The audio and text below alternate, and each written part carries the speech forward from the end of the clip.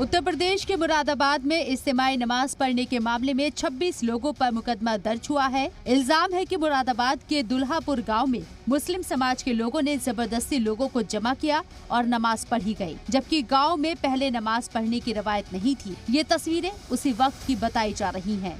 उसमें जो है नई परंपरा डाली जा रही है, पहले नहीं पढ़ी गई। एक बार पढ़ी गई थी तो पहले भी हमने एडमिशन उठाया था, एडमिशन दी थी तो बंद हो गई थी। हालांकि मुस्लिम फरीक के मुताबिक गांव में 1980 से इज्तिमाई नमाज पढ़ने की रिवायत रही है और अब अचानक कुछ लोगों को नमाज पढ़े जाने से ऐतराज हो रहा है।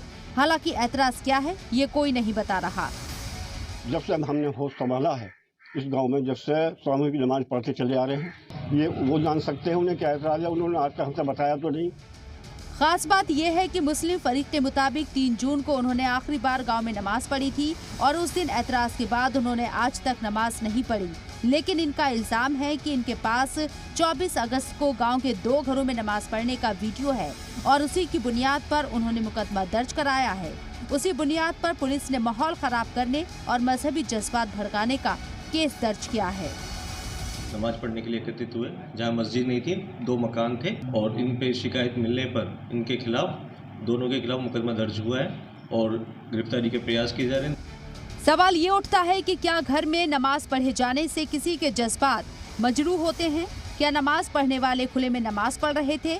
क्या उनके नमाज पढ़ने से गांव के लोगों के काम में परेशानी आ रही थी, या फिर इसे सिर्फ मजहब के नाम पर हवा देने की कोशिश की जा रही है?